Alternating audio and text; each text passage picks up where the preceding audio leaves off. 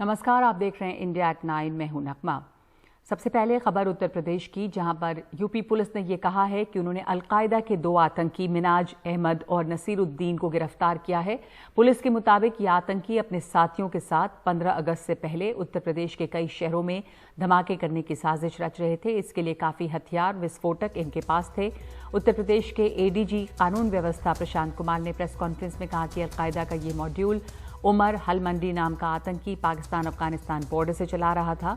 वहीं अब इस मामले को लेकर दिल्ली पुलिस स्पेशल सेल की एक टीम भी अगले 2 दिन में लखनऊ जाएगी और आतंकियों से पूछताछ करेगी। खुफिया सूत्रों के मुताबिक अलकायदा का आतंकी उमर हलमंडी उत्तर प्रदेश के संभल का रहने वाला है और उसका असल नाम सैयद अख्तर है। दिल्ली पुलिस की स्पेशल सेल भी लंबे समय से इसकी तलाश में जुटी है और ये जो तस्वीरें दिखा रहे हैं हम आपको, ये आज सुबह की हैं।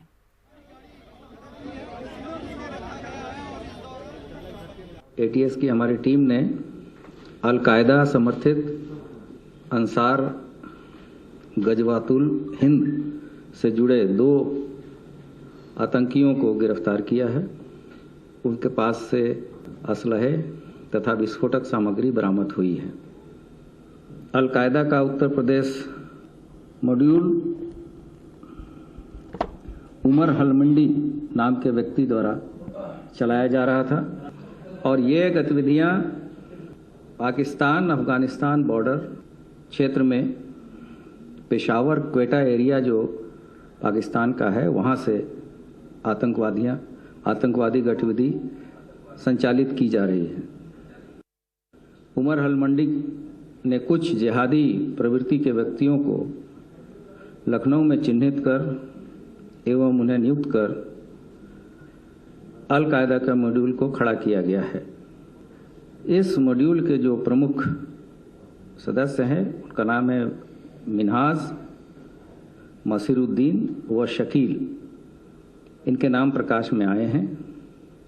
इन लोगों ने उमर हलमंडी के निर्देश पर तथा अपने अन्य साथियों के सहायता से 15 अगस्त के पूर्व उत्तर प्रदेश के विभिन्न शहरों में, विशेषकर लखनऊ के महत्वपूर्ण स्थानों, स्मारकों, भीड़ भाड़ वाले इलाकों में विस्फोट करने, मानव बम आदि द्वारा आतंकी घटना कारित करने की तैयारी में थे।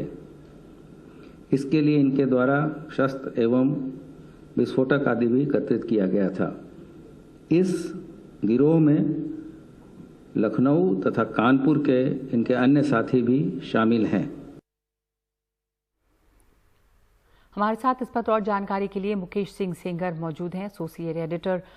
मुकेश, ये जो अलकायदा का मॉड्यूल है जिसके बारे में बताया जा रहा है कि इससे पकड़ा गया, इससे जुड़े आतंकी गिरफ्तार हुए हैं और गज़वाए हिंद के ये आतंकी हैं, इनके कनेक्शंस के बारे में और क्या डिटेल्स हैं और किस तरह की प्लानिंग है 15 अगस्त के पहले और ज़्यादा अलग अलग जगहों पर ये विस्फोट करने की इनकी साजिश थी, विस्तार क्या इस पर और मिला है? देखिए नगमा, अभी ये ऑन गोइंग ऑपरेशन है। अभी कुल 2 लोग पकड़े गए हैं, लेकिन अभी जो यूपी एटीएस है उसका कहना ये है कि इसमें अभी कई और लोग शामिल हैं और अभी ये ऑन गोइंग ऑपरेशन है, इसलिए यूपी एटीएस ने बहुत ज्यादा डिटेल शेयर नहीं किए हैं। उन्होंने इतना जरूर कहा है कि इनके पास से भारी मात्रा में विस्फोटक मिले हैं, असलहे मिले हैं और इनकी जो प्लानिंग थी वो 15 अगस्त के आसपास कानपुर और लखनऊ और उत्तर प्रदेश के जो बड़े शहर हैं वहां पर ये ब्लास्ट करने वाले थे। और ये भी जानकारी मिली है कि कुछ नेताओं को, कुछ पॉलिटिकल लोगों को भी ये टारगेट करने वाले थे। तो अभी यूपी एटीएस ने इतनी ही जानकारी शेयर की है, लेकिन चूंकि ये मामला अलकायदा से जुड़ा हुआ है और दिल्ली पुलिस की स्पेशल सेल ने भी 2015 में अलकायदा के इंडियन सबकॉन्टिनेंट जो मॉड्यूल है उससे जुड़े हुए 5 आतंकी गिरफ्तार किए थे।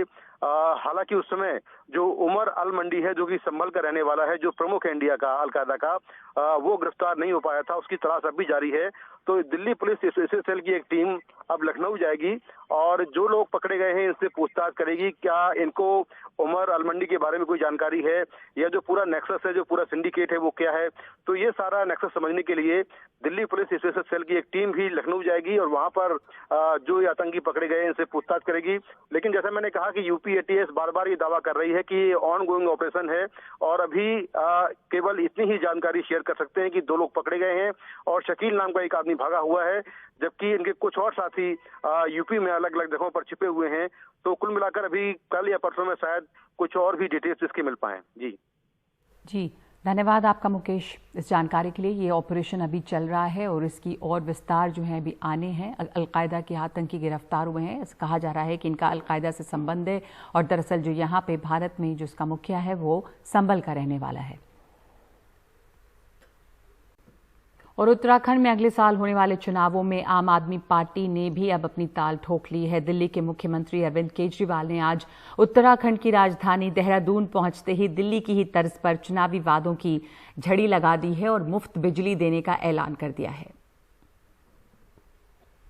रविवार सुबह जब दिल्ली के मुख्यमंत्री और आम आदमी पार्टी के राष्ट्रीय संयोजक अरविंद केजरीवाल उत्तराखंड की राजधानी देहरादून पहुंचे तो ये तय था कि केजरीवाल पंजाब के बाद अब उत्तराखंड में भी बिजली के लिए अपना चुनावी वादा करेंगे।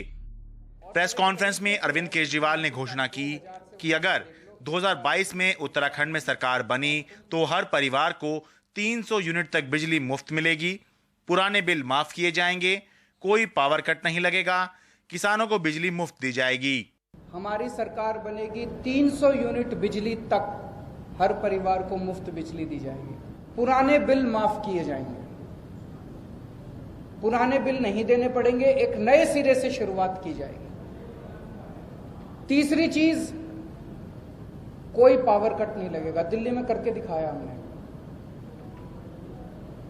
उत्तराखंड में 24 घंटे बिजली देंगे। कैसे वापस कराएंगे? केजरीवाल ने दावा किया कि मुफ्त बिजली के बावजूद सरकार बनने पर 5 साल में कोई टैक्स नहीं बढ़ाया जाएगा और ना ही सरकार कोई कर्ज लेगी। हालांकि बीजेपी फिलहाल आम आदमी पार्टी को कोई खास तवज्जो नहीं देना चाहती।